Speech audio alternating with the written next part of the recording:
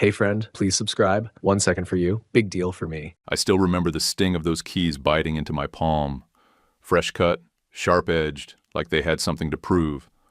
I was 36, walking up 3 cracked concrete steps to the duplex we'd rented for 4.5 years, trying to wrap my head around the fact that this time, I owned the place. My name, mine, was going on that deed. Not some landlord I'd never met. I swear to God, it felt like I'd swallowed a live wire. 7 years at Briar Ridge Supply, running accounts, chasing fractions of dollars, building a down payment big enough to make the loan guy whistle out loud. That whistle got me through more than one night on that shitty pull-out couch we kept, just for guests. I had done it right. No credit card debt, no bar tabs I couldn't walk away from, no boats, no dumb toys, just stacked sacrifice. Tessa met me at the door before I could even twist the knob. That smile on her face, the one she used on her friends, the PTA ladies, her yoga teacher. Not the one she ever gave me. "My mom's thrilled," she said, pulling me into a quick hug that smelled like dry shampoo and wine. "Lorraine and Kendra can finally breathe. The boys will love the yard." I stopped, mid-step. "What boys?" She tilted her head like I was asking her how to spell cat, Kendra, and the boys, she said. "Mom, too." "We're a family," Darren quick note. Before listening, share in the comments which city or country you're watching from, and let's continue. That word, family, had been her crowbar for years. She used it every time she wanted something that didn't involve her doing the work. Her sister, Kendra, burned through her inheritance on a boutique after watching one episode of some Netflix startup show. 11 months later, poof, bankruptcy. Lorraine lost her condo a month after that. And guess who became the emergency plan that just never stopped being an emergency? I covered 76% of everything after that.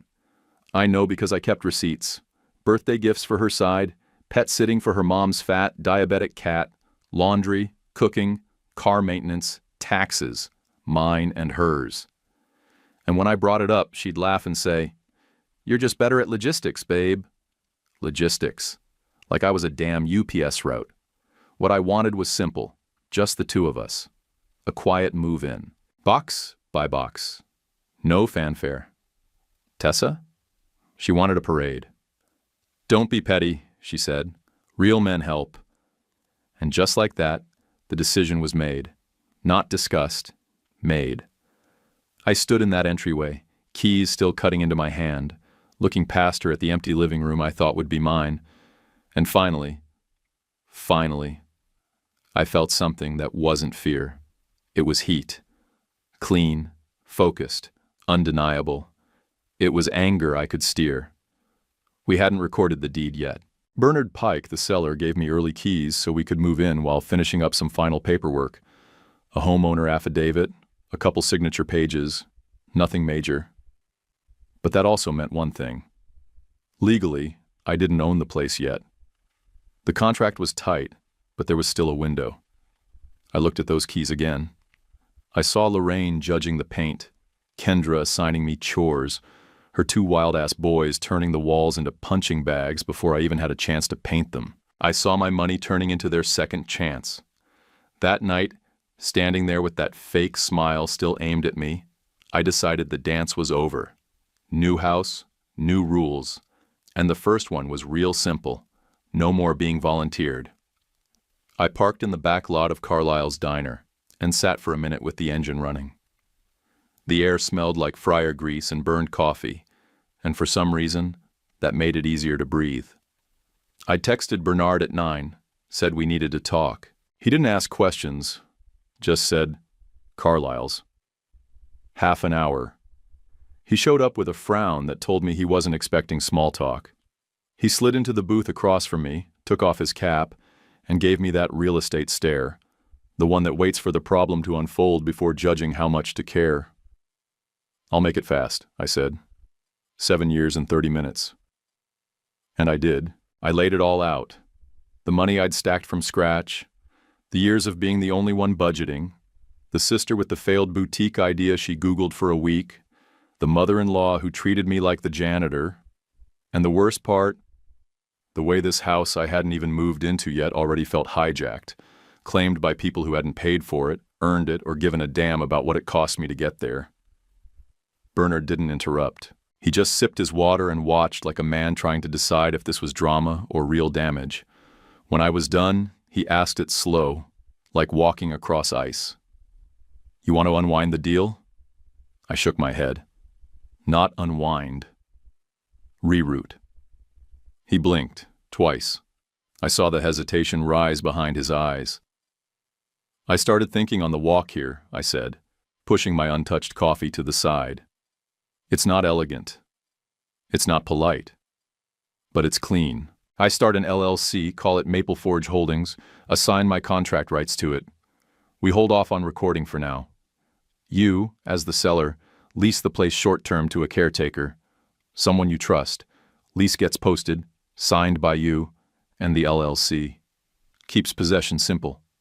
No drama. Just paper." Bernard leaned back, rubbed the bridge of his nose like he had a headache forming. "You serious?" he said. "Dead serious." He stared at me like I just asked him to burn down his own barn. "Why?" he finally asked. I didn't flinch. "Because I'm not buying a boarding house. I'm done funding adult children and collecting IOUs no one plans to pay. I'm buying my space. I earned that, and I'm not handing it over just because they packed first." Bernard didn't answer right away, just nodded slowly like he'd heard this kind of pain before, probably at the tail end of a dozen divorces. "Unusual," he said finally. "Not illegal." He pulled out his phone, called someone named Reggie Holt. Said he had a job for him if he still liked sitting on porches and drinking coffee. I only heard Bernard's side, but whatever Reggie said made him smile. "He's solid," Bernard said, hanging up. "Reggie's a retired deputy. Did property watch for bank-owned foreclosures back when things got ugly. Knows how to be visible without being loud." 15 minutes later, Reggie walked into the diner. Tall, wide shoulders, gray beard, hands like shovels. He listened while I explained the lease setup. Didn't blink. Just nodded slowly, asked a few sharp questions, then said, "I'll sit the porch, show the lease, call it a day." I signed the LLC assignment and the lease right there. 2 copies, my handwriting crooked from adrenaline. Bernard typed up a lease addendum on his phone, sent it to Carlisle's printer, and the waitress gave us a stink eye, like we were running a full-blown law office on her watch. I paid cash for the pie and tipped 20 just to smooth the look off her face. It was still technically Bernard's house until recording, which meant the lease was real and legal. Not a lockout, not a stunt, just boring paperwork that had the power to stop a hurricane. I walked home with my heart pounding hard, but steady, until I walked into the kitchen. Tessa was standing there, phone on speaker, Lorraine's voice coming through like static, listing who got which room and where the boys' bunk beds would go. "Darren, say hi," Tessa said, waving me toward the phone like this was all normal. Like I was just one more box in the moving truck. I didn't even look at the phone. "I'll rent the truck," I said, sharp and clean. "I'll handle the move." She smiled and kissed my cheek like I was a damn delivery guy. "You're the best," she said. I barely slept that night. That old feeling, the one that used to make me swallow my opinions and pull out my wallet, was gone, replaced by something solid. Anger, yeah. But it wasn't wild. It had edges. Purpose. By 9 the next morning, the LLC paperwork was filed. I emailed Bernard every signed copy and texted Reggie to confirm the meetup time. He replied with a thumbs up and a picture of a giant German shepherd sitting next to a rocking chair. "Blue's friendlier than he looks," the text said. Around noon, Tessa came into the bedroom where I was folding my few clothes. "What time should I tell everyone to meet at the house?" she asked. I didn't look up from my duffel. 3:30. She smiled like we were planning a surprise party. "Perfect." I nodded, dead calm. It took more strength to keep my face neutral than any gym session I'd ever dragged myself through. I packed only what was mine. Tools, guitar, that old coffee tin packed with receipts, a backpack of clothes, my dad's old ratchet set I'd kept since high school. Everything else? Hers. Or worse, theirs. I didn't leave a note. Didn't slam a door. Just walked out of that duplex with a full spine and no backup plan, and for once the air I breathed felt like mine. We parked 2 blocks off Maple, just far enough to keep the circus from spotting us early. Reggie had his arm resting out the window, casual like we were birdwatching. Blue was in the back seat, calm and alert. I sat in the passenger seat, legs bouncing, heart dead steady. First up was Lorraine, of course. Pulls up in her leased SUV, latte in one hand, sunglasses the size of fighter jet windshields. She stepped out like she was directing traffic at a gala. Behind her, Kendra in a minivan, filming with one hand while the boys screamed over each other in the back seat. One of them had a Nerf gun and was already pointing it at the front door. Tessa showed up last, driving like a bride on a float. Her smile was locked in place, like she thought cameras were rolling. Nobody had even touched a box, but they walked like they owned the block. Reggie shifted in his seat. "All right then," he said, opening his door. Blue followed, all muscle and calm, padding up the sidewalk without a sound. I stayed put. Reggie didn't posture or bark. He walked out with the lease in a plastic sleeve, moved like a guy who'd done security for 100 breakups, and didn't need to explain himself. "Afternoon," he said as they all approached. "Who you here to see?" Tessa held up the key like it was a badge. "We own this place," she said. Smiled like that ended the conversation. Reggie just nodded at the window, where the caretaker lease was taped at eye level in clear plastic. "Tenants by appointment only," he said, then stepped aside so she could get a good look at the paper. Her smile faltered when she saw the words Maple Forge Holdings typed clean across the top. And then below that, the lease terms, the signature from Bernard Pike, and mine as assignee. 60-day caretaker agreement, legal possession retained by seller until recording. Lorraine was already revving up. "This is illegal. You can't just," she said, but Reggie raised one finger. "Ma'am," he said, turning slightly, "there's a posted lease. You're trespassing at this point. If you'd like to contest it, you can do so through the court, but you're not entering today." Kendra pulled her phone up higher. "This is a violation of something," she said, her voice shaking between outrage and performance. "We're live on Facebook right now. You're gonna be famous, buddy." Reggie didn't even blink. "I don't care if you're live on Mars." That's when my phone lit up. Tessa calling. 10 times in a row. I let it buzz while Reggie kept his stance. On the 11th, I picked up. "Where are you?" she hissed. "You rented our home to a stranger?" I kept my voice calm. "To keep my home from strangers." "You can't do this," she snapped. "Watch me," I said. I won't lie. That felt better than it should have. Lorraine started toward Reggie with her finger raised, like she was about to lay down the law herself. He turned slightly, looked at Blue, and said, "Place." Blue moved to the top step and sat, still as stone, tail giving one slow thump. Lorraine stopped short. Her face changed from righteous to calculating in half a breath. "You'll hear from our lawyer," she said, stiff. Reggie tipped his cap. "Great." I like paper. Kendra marched up next. "The boys need access to their yard," she said, arms crossed. "This is traumatic for them. You think you're going to get away with—" Reggie glanced at his watch. "You've got 5 minutes to clear the driveway," he said. Then I called dispatch to sort it out. His voice didn't rise. He didn't move toward them. He just waited. They turned slowly, collected their mess, and backed out like someone told them the house was under quarantine. One by one, the cars pulled away, headlights off, nobody waving. Except Tessa. She stood there longer, keys still in her hand, scanning the porch like I'd left a message carved somewhere for her to find. Something sentimental, something apologetic. There wasn't. She called again. I picked up. "Come home," she said, voice soft, sweet, the one she used when she wanted something expensive. "We can talk." "No," I said. Just that. Then let the line sit in the silence. She didn't hang up. I did. I waited until they were gone, then drove to the duplex.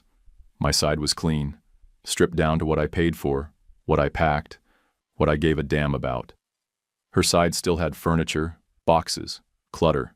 It looked like someone who'd never left. That's when it hit me, how little I'd actually taken. A few bags, one guitar, my tools, that beat-up can with 7 years of receipts. It didn't look like much, but it was everything I didn't regret. I left the fob on the counter, scribbled a note that said, "Keys mailed to landlord," and walked out. That night, my phone exploded. 15 apologies, 8 threats, 3 pictures of the boys crying in their car seats, and 1 long paragraph about how real men provide and don't run. I let the screen go dark. I booked a room at a cheap extended stay motel next to the off-ramp. Bathroom smelled like bleach and cigarette ghosts. I slept with my phone face down on the nightstand. First time in years. Morning came like a gut punch, but without regret. I got dressed, drove downtown, and walked into a law office with a folder full of proof. Retainer paid in cash. Her name was Candace, mid-40s, icy calm, hair like helmet armor. She flipped through my file like a surgeon prepping a table. "You brought receipts," she said, almost impressed. "Every last one." She closed the binder with a snap. "We'll file for divorce today. We'll separate debts. We'll petition to keep anything tied to you alone. We'll make it clean." Then she said it. Quiet, direct, unblinking. "You can be done if you choose to be." I didn't say anything, just nodded, and for once, I believed it. 2 days later, I loaded up my hatchback with the bare minimum. Duffel bag, toolbox, receipt can, guitar, and pointed west. No map, no playlist, no plan. I just drove until the radio turned to static, and the green mile markers stopped making sense. Every few exits, I felt something come loose inside me, like a rusted bolt finally shaking free. Not peace exactly, but space. Breathing room. About 5 hours in, I cried. Just once. Ugly and loud. No soundtrack, no poetic sky, just me and the steering wheel and whatever had been stuck in my throat for too long. Then I laughed, half choked on it, wiped my face, and told myself the truth. I was too damn old to act like that didn't happen. Dusk dropped hard, all oranges and grays, and I pulled into a truck stop that looked like it had survived 4 decades and a tornado. Bought a burrito that tasted like insulation and regret, topped off the gas, and rolled back onto the highway thinking maybe I was actually getting somewhere. 1 mile. That's how far I got. The engine sputtered, coughed like it had a 2-pack-a-day habit, then gave up. I coasted to the shoulder, flipped the hazards on, and sat there with both hands on the wheel, like I could shame the car into reviving itself. Then I laughed again. This time it was full-blown ridiculous. Head back, mouth open, half-crazed. Felt like the universe had finally stopped being subtle. I popped the hood, not because I knew what I was looking for, just because it felt like the thing to do when your life dies on a highway. Phone was dead. Of course it was. I kicked the tire for good measure and leaned against the driver door, wondering if this counted as a sign or just bad luck. A red pickup slowed and pulled off behind me. Not a tow truck. Just some old Ford with farm dust in its seams. First one out was a kid, maybe 9, flashlight already on, stance like a cop doing a DUI check. "You need help, sir?" she asked. Voice serious, eyes squinting up at me. "Yeah," I said before pride could make me lie. "Yeah, I really do." Her granddad came around the front, tall, slow-moving, like a man who still thought before he spoke. Ball cap with a cracked feed store logo, jeans that had lived through some work. He looked at the car, looked at me and said, "Try it again." I got in and turned the key. Engine wheezed, shuddered, gave me nothing. He walked around to the filler cap, popped it open, leaned in, sniffed like a wine snob, then backed away, shaking his head. "You fed her diesel," he said. "Happens more than you'd think." I just nodded, stared up at the sky, and wondered if I could will the ground to swallow me whole. "We got a shop down the road," he said. can drain it for you, or you can sit here and wait 4 hours for a tow. The girl, Lena, I'd learn, was already halfway under my bumper, flashlight swinging like she had a mission. "We've got stew," she said. "Grandpa's is the best." And just like that, I believed her. I rode in the pickup, Lena smack in the middle, talking a mile a minute like we'd known each other for years. She wanted to know if I camped, if I fished, if I knew any jokes that weren't dumb. She asked what kind of music I liked and if I'd ever seen a cow up close. Somewhere between her questions and the soft rattle of tools in the truck bed, I started to feel okay. Not great, but okay. Hank drove like the world had time, like rushing was for people with something to prove. Their place wasn't fancy. White farmhouse with chipped trim, 2 big oaks out front, a barn that leaned a little like it was tired but still standing. Honest land, no polish, no performance. Hank waved me through the side door, pointed to the kitchen table, and ladled out a bowl of thick stew that smelled like home I didn't know I missed. While I ate, Lena sat cross-legged across from me, telling me which horses were sweet and which were liars. She swore 2 of them could tell when you were bluffing. I nodded like I believed it. Truth is, I kinda did. After dinner, I pulled out my wallet, but Hank raised a hand. "You can pay when it runs," he said, "and even then, don't get weird about it." He said it with a grin that told me he'd seen too many men fumble dignity and kindness like they couldn't hold both. I put the cash away. He took me out to the shop, which looked like it had been built before I was born, but still had better bones than most things I knew. Under the halogens, he got to work. Siphoned the tank with the calm of a man who didn't need small talk. Lena sat nearby, schooling me on barn cats and mushrooms that aren't that poisonous unless you're dumb. Somewhere between the second and third bucket of bad diesel, Hank spoke without looking up. "Lost my daughter in a wreck 2 winters back," he said. "Black ice." She was heading home late. Never saw it coming. His voice didn't crack, didn't wobble, but the silence that followed said more than anything else could have. I didn't offer a sorry or a nod. I just stood still and let him keep the moment. He added, "Lena's dad left not long after she was born. Left a note. Wasn't long." Then he wiped his hands and switched the subject to lawnmower parts. Some grief deserves respect, not a fix. When the tank was drained, he told me he'd flush the lines in the morning, make sure it didn't damage the filter. I offered to sleep in the car, but he pointed toward the house. "Back room. Old quilts. You'll live." The room smelled like cedar and detergent. Sheets were soft. Pillow didn't smell like sadness. I laid there listening to the wind hit the side of the house, hearing horses shuffle in the barn, Lena giggling down the hall about something I couldn't make out. And for the first time in months, I slept. Not passed out. Not collapsed. Just slept. In the morning, my car started like it hadn't betrayed me. The engine turned over smooth, no groaning, no guilt. I stood there blinking at it like it might stall out just to mess with me again. Hank wiped his hands on an old towel and gave me that look. Part amusement, part, "Don't make this sentimental." I tried to press a folded stack of 20s into his hand. He didn't even glance at it, just tucked it back into my shirt pocket with a firm pat like a father catching a son mid-mistake. "Don't be dumb," he said. "Go see town." Eat a decent breakfast. Lena came tearing out of the house like she'd heard the cue. She wrapped her arms around my waist and squeezed like she was making sure I wasn't a dream that vanished in daylight.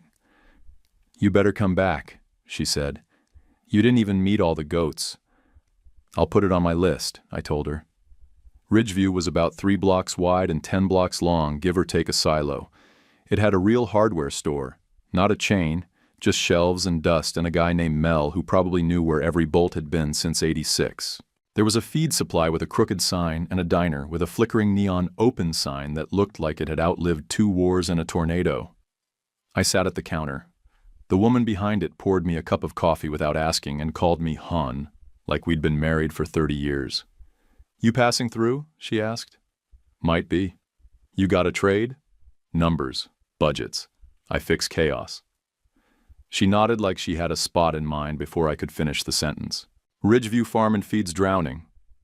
I found it 2 blocks down.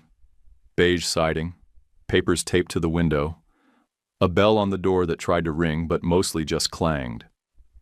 A man named Jim sat behind a desk covered in envelopes, receipts, unpaid bills, and what might have been a bagel from last week. He looked like someone who'd inherited a business, not started one. "You good with QuickBooks?" he asked. "I'm good with messes." He handed me a half-wet ledger and pointed to a stack of supplier invoices held together by a paperclip that had given up. I sorted 2 problems in 20 minutes, recalculated a batch order they'd double paid for, and told him where 3 missing line items were buried. Jim rubbed his face and said, "You want a 6-month contract? You get a key and a desk. I'll even find you a clean coffee mug. I'll take it," I said, before my past could catch up and talk me out of it. I found a studio above the bakery. Month to month, 1 room, window facing a wall, but quiet. The landlord was a woman with sharp eyes and a pen that didn't work. I signed anyway. When I walked out, the bakery door creaked open and a brown paper sack hit me in the chest. "Knots are fresh," the woman behind the counter said. "Slipped them in by accident." She had dark hair pulled up like she didn't want it in her way, and a laugh that came out like she didn't use it often but meant it when she did. "You look like trouble," she said. "Not anymore," I replied. She raised an eyebrow.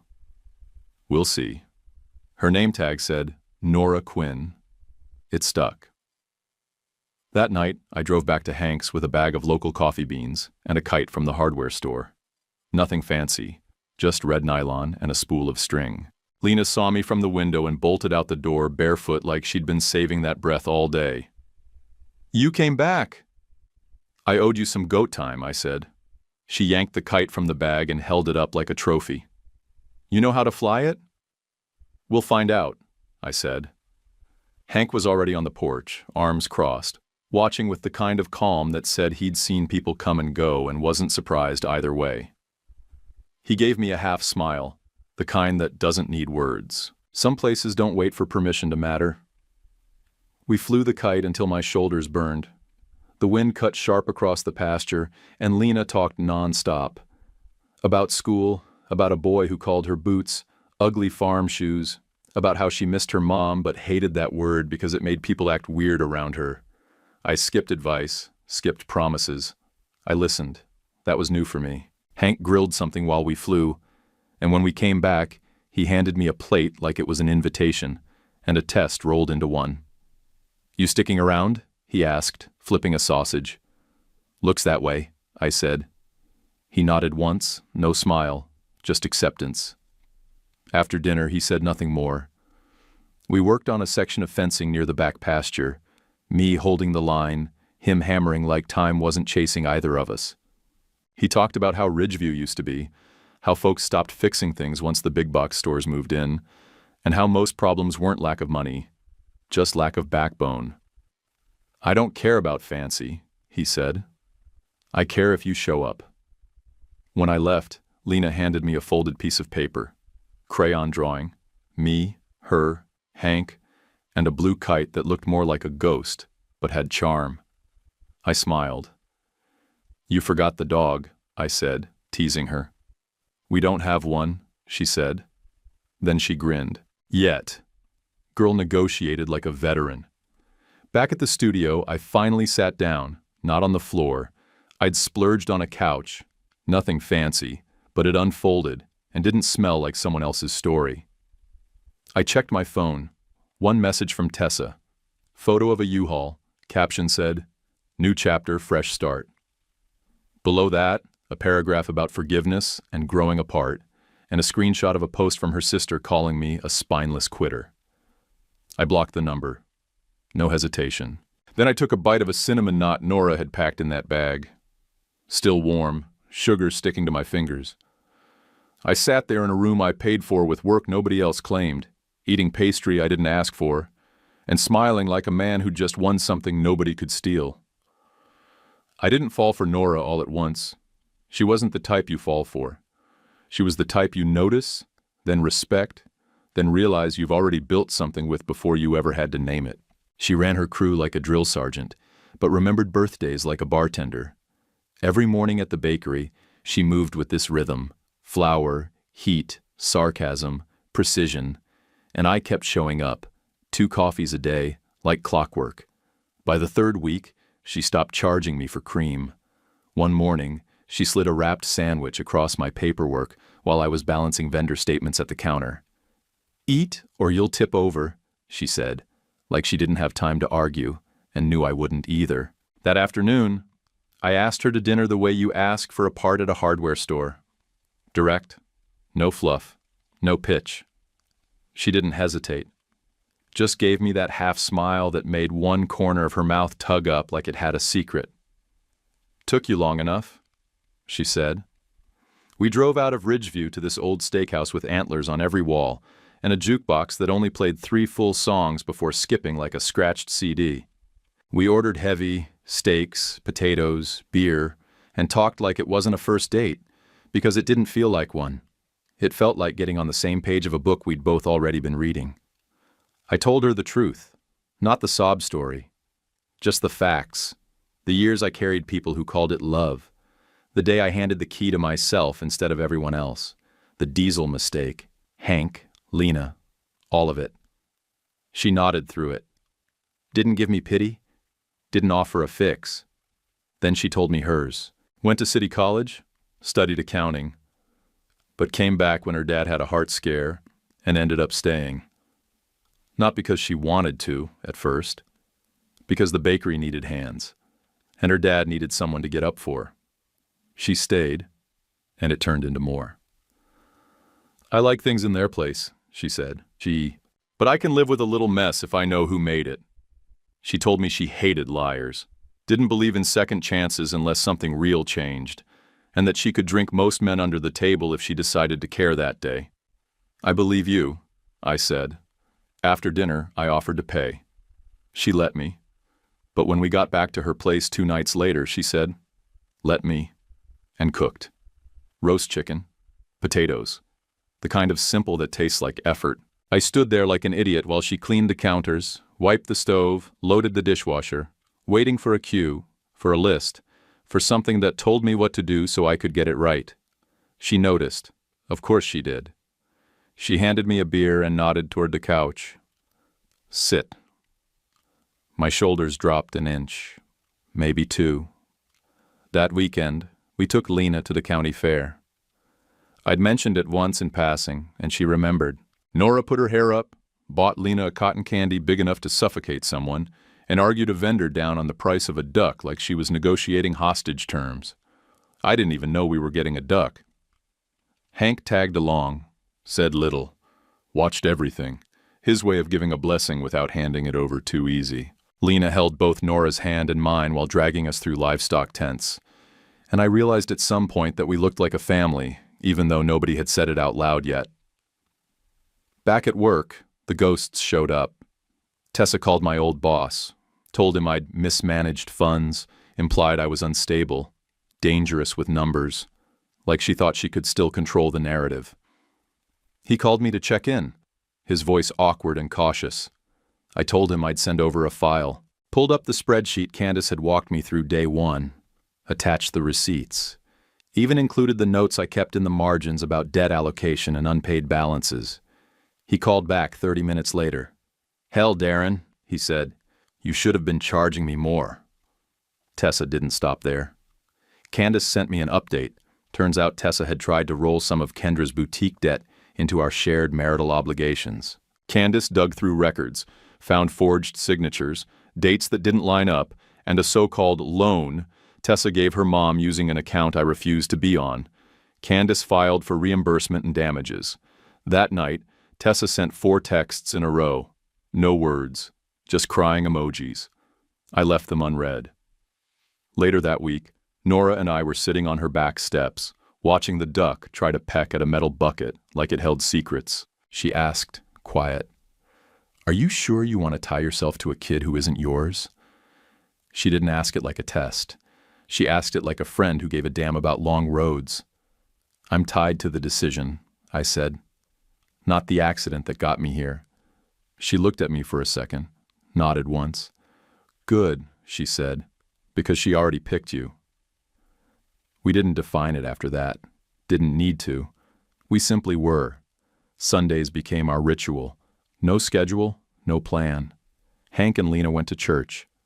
I didn't. I stayed behind with coffee and washed dishes no one assigned me. After, we'd all eat biscuits together, then take a slow walk to the fence line. Lena insisted coyotes were organizing into packs that wore backpacks and had meetings about stealing chickens. I laughed, but I also started checking the fence more often. That night, back in my studio, I sat on the edge of the bed and looked around. No chore lists, no silent treatments, no people asking for space then crowding mine, just a room that smelled like cinnamon and fresh paint, with a window that didn't rattle when I breathed. It hit me then. Nothing I was doing now felt like performance. No trying to impress, no walking on eggshells, no earning peace that never came. It felt like turning a wrench the right way. A little resistance, then give. The mule in me, the one that used to haul everyone else's mess, was still there, still strong, but now, for once, I was hauling something I chose. The courthouse smelled like wet carpet and old pencils. Rain hit the windows sideways, made the metal benches cold under my hands. Tessa showed up in a cream sweater, hair curled, holding a tissue box like she planned to use all of it. Lorraine walked in behind her, jaw set like she was ready to testify even if no one asked. I didn't bring family. I brought Candace. She wore a charcoal suit, no jewelry, no small talk. Binder in hand, tabs like armor, pen like a blade. We sat.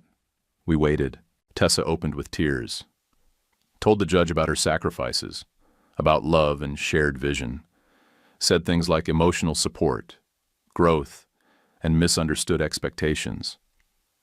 She dabbed her eyes at the right times and looked at me like I'd forgotten what commitment meant. Candace didn't raise her voice once. She flipped to tab 3, pointed at our income breakdowns. Flipped to tab 5, showed the payments I'd made over the last 4 years. Flipped to 7, showed the LLC, the caretaker lease, the filing dates. The judge squinted through his bifocals, lips tight, no nods, just reading. Facts don't hug you, but they hold. In 20 minutes, it was done. The judge granted separation of debts, ruled that Tessa's mother's rent and Kendra's boutique crash were not mine to carry. He called my lease peculiar but valid, then added, frankly practical. Tessa didn't argue. She just stood, grabbed her tissue box, and walked out with Lorraine trailing behind, both of them silent. No scene, just that look she gave me, the kind that promises the fight will keep coming, just sideways now. I knew that look. I used to wear it. 2 weeks later, it arrived. I was fixing a busted latch on Hank's pasture gate when a beat-up sedan rolled slow down the gravel road. A man stepped out, hoodie soaked through, hands jammed into his pockets like maybe that'd make him less visible. He didn't knock, just hovered near the porch until Hank noticed. "I'm Lena's dad," he said, eyes darting to the barn, the fence, the house, anywhere but her. Hank didn't say a word, just stood still. Lena was 10 feet away, holding a screwdriver. She dropped it. Without thinking, she stepped behind me and clutched the back of my shirt. That grip said more than any DNA test ever could. The man didn't flinch. "I just want to reconnect," he said. "See how she's doing. Maybe get some pictures. Maybe take her for a bit." Hank's voice stayed even. "Where have you been?" "Out west," the man answered. Like that explained 8 years. Hank gave a short breath through his nose. "No." The man smiled, like he expected that, like it was part of the script. After he drove off, I called Candace. She didn't blink. She got me a name, Ortiz, family law, local, sharp. No time for nonsense. I called him that night. "Paper first," Ortiz said. "Emotion after." We filed for a guardianship expansion. Hank as legal primary, me as secondary, Nora named as alternate. We needed logs, records, school reports, doctor visits. Hank had them all, organized in a shoebox with labeled tabs. Lena's whole life, one card at a time. We knew he'd be back. He came 3 nights later. We were all on the porch, Nora braiding Lena's hair, me patching a garden hose, Hank drinking coffee with his hand around the cup like it grounded him. Corey, yeah, that was his name, walked up without knocking. "You can't keep her from me," he said. "She's mine." "You left," Hank said. "I'm here now," Corey shot back. "You don't get to gatekeep." Nora stood. Lena froze. I stepped between. "Not here," I said. Corey laughed. "You her new daddy? That it? Little small-town clinginess? You think this makes you somebody?" He shoved my shoulder like we were on a schoolyard. I didn't step back, but I didn't swing. Hank set his mug down. Then he picked up his phone and called the sheriff. 15 minutes later, a patrol car pulled in. Sheriff was a woman in her 50s, gray braid, boots, the kind of voice that didn't rise but made everyone listen. She used to work with Reggie. She said Corey had a warrant out, child support in another county. Nothing big, but enough. She cuffed him without ceremony while he yelled about rights and fatherhood and God knows what else. She nodded once at me as they drove off. That was the punch I needed. Ortiz kept the petition moving. We submitted Lena's school awards, the doctor log Hank kept, letters from neighbors, statements from her teachers. I wrote my own. The whole night the car died, the girl with the flashlight, the way she watched my hands when I opened the hood, like I could fix the world. I cried writing it. Didn't feel stupid. Somewhere in the middle of the process, I bought a ring. Not flashy. Just something that felt right in my hand. Nora and I were at the diner. Same booth, same corner seat we always ended up in. She was stirring her coffee with a plastic straw, hair still messy from the bakery shift. I slid the ring onto a napkin and pushed it toward her. She looked at it, then at me. Her eyes went soft, then narrow. "You're not going to make a speech, are you?" she asked. "Nope," I said. "Just one question." She laughed, teared up, then said, "Only if you admit you're sappy." "I'm sappy," I said, and meant it. Hank didn't say anything when we told him. Just shook my hand and held on for an extra second or two. That was enough. A month later, we stood in a different courthouse. Smaller room, fewer eyes. Judge had reading glasses on a cord around his neck, and a gavel he never touched. He read through the petition slow, nodding occasionally. "You're sure about this?" he asked Hank. "Absolutely," Hank said. "And you understand your roles?" he asked me and Nora. We nodded. Lena sat on the bench next to us, legs swinging, a paper flower in her hand she'd made from a straw wrapper and gum foil. The gavel tapped once. "Petition granted," the judge said. "Guardianship stands. Mr. Alvarez as legal guardian, Mr. Carson as secondary, Miss Quinn as standby." We left with papers that didn't feel like much in weight but carried everything that mattered. It wasn't adoption yet, but it was legal, permanent unless challenged, a door that wouldn't shut on her unless we let it. On the way out, Lena reached up and held my hand like it was something she owned. I squeezed back. Didn't say a word. I didn't need to. We got married under the elm in Hank's yard, same tree Lena used to hang the crooked kite from, same one that dropped leaves like confetti when the wind felt generous. 40 chairs, lemonade in mismatched pitchers, a borrowed Bluetooth speaker that cut out every time someone stood too close to it. We had more potato salad than made sense, and one cake Nora baked at 2 in the morning because she said store-bought tastes like regrets. Lena wore boots and carried the rings tied to a ribbon she'd wrapped around her wrist like a bracelet. When the music skipped, she just whispered, "Fix it," and the speaker started working again. Magic or luck didn't matter. Hank stood up after the vows, said, "I don't talk much," which got a laugh from half the town, then spoke for 5 minutes that made the other half blink hard and clear their throats. He didn't talk about loss. He talked about choice, about showing up, about how some men only become men when they decide they're done pretending they were fine all along. We danced slow. Not because we planned to. Just because the sun dipped behind the barn and the record player found something decent. Nora touched my shoulder while she talked to folks. Real light, not to claim me. Just to check that I was still standing steady. I was. Work picked up not long after. Jim made my position full-time, benefits and all, and I took it because stability felt like a brand new trick I hadn't learned until that year. I fixed the inventory system, trained 2 part-timers on vendor calls, and taught Jim how to use QR codes without cussing so loud the feed guy next door complained. He gave me a raise that made me walk out to my truck, sit behind the wheel, and breathe into my palms for 3 whole minutes. Saturday mornings turned into task lists, Hank's first, then ours. Trim the fence line, clean the gutters, patch the spot in the barn roof where the wind always slipped through. We didn't complain, we just did it. Sundays became sacred. No chores, no plans. Just eggs, coffee, and maybe a walk if the sky was nice enough to make the argument for it. Lena taught me mushrooms like I was in school again. Which ones squeaked, which ones to avoid, how to spot a false morel. I remembered what she taught not because I tried to, but because she said it with so much belief it stuck. That's how a man learns anything that lasts. Repetition and someone else's faith. 9 months into our marriage, Tessa showed up at the feed aisle. I was in the feed aisle stacking salt blocks. She cornered me between fencing wire and grain buckets like it was still her place to trap me. "I'm sorry," she said. "We got twisted. But maybe we could start again?" I let her talk. She scanned me top to bottom.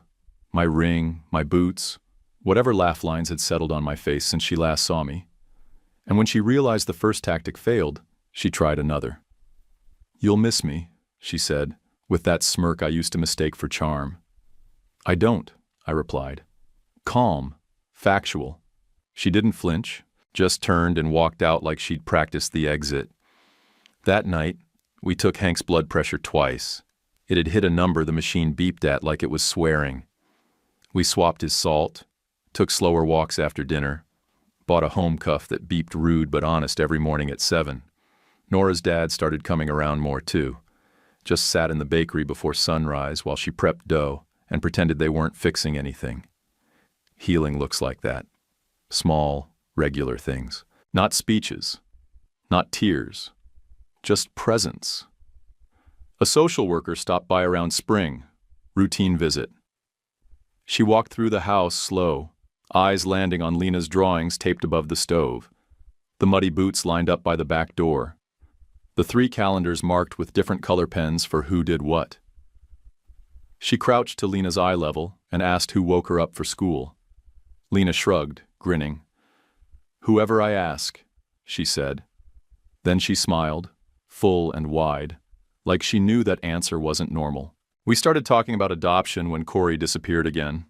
No texts, no mail, nothing. Around the same time, Hank's doctor dropped the word stroke like it was a maybe we could outwork. He said it gentle. Hank didn't flinch. "I'm not done yet," he said, and left it there. He wasn't ready to let go. No man with sense ever is. But he asked Lena what she wanted, plain and open. She looked at us, me, Nora, him, and said, "All of us." Which is impossible, and also sometimes true. The pregnancy test landed on a Tuesday. We were in the break room at the feed store, under a buzzing light that made everyone look worse. Nora pulled the strip from her pocket, set it on the table like it was a science project she wasn't sure passed inspection. I didn't whoop, didn't freeze. I just took her hand, looked her straight in the eye and said, "Okay." Because that's what I'd wanted since I was 20-something and too scared to admit it. We drove home slow, dirt on the windshield, bugs hitting the grill like they didn't know they were part of a moment. On the porch, Hank was fixing a hinge. Didn't even look up right away. "We got news," Nora said. Hank nodded, waited. Lena shrieked first. "Baby?" she guessed. Nora held up the strip. Lena jumped like she'd won something, then ran inside and came back 5 minutes later with a list of names scribbled in blue marker. 90% animals. Hawk if it's a boy. Wren if it's a girl. Turtle is gender neutral, she said, dead serious. Hank laughed. The kind of laugh that comes out of the chest and ends with a cough, like it was too big to hold in and too true to play cool. We sat there until the sun dipped low. Porch creaked. Wind moved soft. Nothing urgent, nothing loud. We were building a thing that didn't tip over when pushed, and I stopped bracing for the fall. 3 years after the diesel night, Ridgeview's Saturday market had us by the pockets. Nora haggled for tomatoes like she was born with a calculator in one hand and a dagger in the other. Her grin could bankrupt a man and still get a free peach on the way out. Lena, now 12 and shooting up like a cornstalk, stood tall at the jam table, explaining the difference between pectin and gelatin, like she had a doctorate in fruit chemistry. I moved between them, quiet and steady, the workhorse who'd finally chosen his load. The morning was good, clear sky, enough breeze to keep the flies moving, neighbors laughing over jars and woven baskets. I had just taken a bite of something called jalapeno peach fusion when I heard my name. Not loud, not dramatic, just wrong. Like someone saying it who didn't earn the right anymore. Darren. Tessa stood next to a honey stand, holding a little jar like she planned to buy it, and never would. She looked almost the same. Same lips, same chin, same haircut that always tried to be edgy, but her face was tired in a way makeup couldn't hide. Eyes hollow, skin tight from trying too hard. "You look different," she said. Same tone she used to use when she wanted to sound impressed and superior at the same time. It landed like dust. My heart did that dumb jump it does when a ghost speaks. That little second of panic like you missed something behind you. I didn't flinch. I just put my hand on Nora's lower back, light and steady, like I was anchoring myself. Lena was already drifting closer, instinctual, like we'd rehearsed it. Nora turned and said, "Everything okay?" Her voice was friendly, polite, not a show, not a defense, just solid ground. Tessa's eyes flicked to Nora's stomach, then back to my face. "So you found someone to take care of you," she said. "You never could do it alone. It was meant to slice. But I wasn't standing where I used to, and I wasn't alone. Hadn't been for a long time. Still, it stung for a second, like brushing your hand on a hot pan you know is hot, but it gets you anyway." I looked at her, not with anger, not with pity, just enough honesty to burn the rest of the fuse. "I did take care of myself," I said. "That's how I left." She blinked. Just once. Like I'd spoken a language she never learned. And maybe I had. Then Hank showed up. 2 cloth bags in hand, full of cucumbers and sweet corn he didn't need but always bought. He gave Tessa a look like she was the weather. Unpleasant, temporary, not worth raising a fuss over. Then he looked at me. I nodded. He nodded back. Most honest conversation I had all day. Tessa tried to pivot. She always did. "We could talk," she said. "Just clear the air. Nostalgia's a liar. It doesn't tell you about the exhaustion, just the parts that looked pretty in pictures. I remembered being picked for chores, not love, for effort, not partnership. There's nothing to clear, I said. We're good. And I meant that. I really did. Lena was watching me now, face still, waiting for a sign. I gave it. You want to pick out the pumpkins? I asked. She grinned and grabbed Nora's hand. They peeled off like we'd planned it. Tessa watched us walk. Her lips parted, then shut again. She called after me, voice quieter now. You'll regret not hearing me out. I turned back, not for show, just to be done with it. Maybe, I said. But I'm too busy living to find out. She didn't follow, didn't call again. We paid for tomatoes, loaded up one ridiculous pumpkin shaped like a chair cushion, and grabbed a bag of those awful kettle chips Nora likes, burnt edges and all. I drove us home slow, one hand on the wheel, the other resting near Nora's leg, not touching, just close. Lena was in the back, humming whatever nonsense tune she'd invented for the day. The windows were down. The breeze smelled like hay and wood smoke. Behind us, the last ghost got smaller, and then was just gone. Years later, I'm sitting on the porch with a cup of black coffee and a chicken named Officer trying to peck my laces loose for the 4th time this week. The sun comes in soft over the trees, same way it always does, and the gravel drive crunches under Nora's tires as she heads to the bakery in a truck that rattles like it's got personality. Lenny waves from the back of it, boots up on the toolbox, hair in a braid she did herself. This story started when I was 36 and said no without apologizing. Not loudly, not with fists. Just no. Full stop. It changed everything. The house on Maple? I never stepped foot inside after that night. Bernard ended up selling it to a couple in their 20s with a golden retriever that barks at its own shadow and a baby that likes to scream during naps. I drive past once in a while just to see the siding. They painted it sky blue. Not my pick, but it works.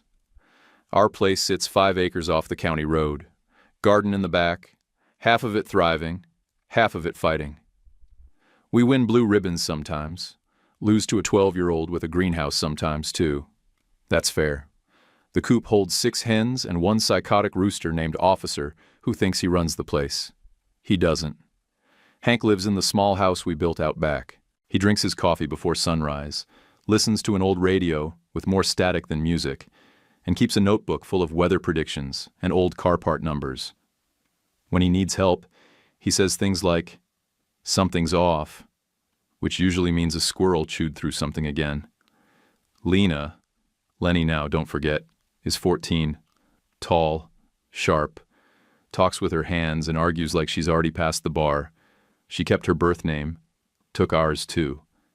Says she's both, and I believe her. She loves hard, trusts slow, and checks the oil in Nora's truck without being asked. That's how you know you're raising someone who sees the world for what it is. Theo came in one hot August, showed up mad about everything. Air, light, the room temperature. Red-faced, fists tight, lungs like sirens. I held him and felt something shift, slow and quiet, like a lock that had waited for the right key and finally gave way. Nora passed out in the hospital bed with a smirk on her face that still hits me when I'm doing dishes or fixing a post that didn't need fixing. She built a home in a way no blueprint ever could. Work's just work now. Ridgeview Farm and Feed runs smooth. Profitable. Loud as hell during lunch. Jim still yells across the room even though we have radios now. Nora's bakery has a second oven, a part-time high school kid with an attitude, and a retired math teacher who ices cakes like she's apologizing for the math. Every now and then, I fix a hose for Hank, chase a bird out of his shed, or drive Lenny to practice when it's too muddy for her bike. That's how we say I love you around here. No speeches, just showing up. Tessa? Word is she moved 2 towns over. Started some venture with a different buzzword and the same attitude. When people say her name, I don't feel anything big. Just a small, dull kind of pity. Not even for her. For the years we both wasted trying to win instead of just being kind. The revenge, if you want to call it that, wasn't flashy. It was paper. It was silence where there used to be shouting. It was the sound of Lena's boots running across the porch when she hears my truck pull in. It was a wife who calls me on my bullshit, hands me coffee, and still kisses me before bed. It was a life nobody thought I'd land, built with calm hands and boundaries that actually held. I still keep a coffee can full of receipts in the shop. Not because I'm scared, because I like proof. Proof I paid the feed guy on time. Proof I bought Theo a set of screwdrivers he's not old enough to use. Proof I told family no when what they meant was carry our chaos. Last week, Lenny asked, "You ever think about the day the car died?" "Sometimes," I said. "When the road smells like diesel and sunburn." She nodded. "Good. If you hadn't screwed up, we wouldn't be here." Then she grabbed Theo by the wrist and took him out back to teach him how to blow a dandelion the right way. He sneezed, tripped over his boot, and kept trying. Here's the only advice I've got. If the key in your hand doesn't open a room where you can hear yourself think, it's not a key. It's a prop. toss it. Get a real one. And when the right door opens, don't flinch. Step in. When did your first hard no save your life? Share in comments, good story, or your take. Please like and subscribe. One click, huge help to us. YouTube picked this for you. Tap it. Let's see if they guessed right.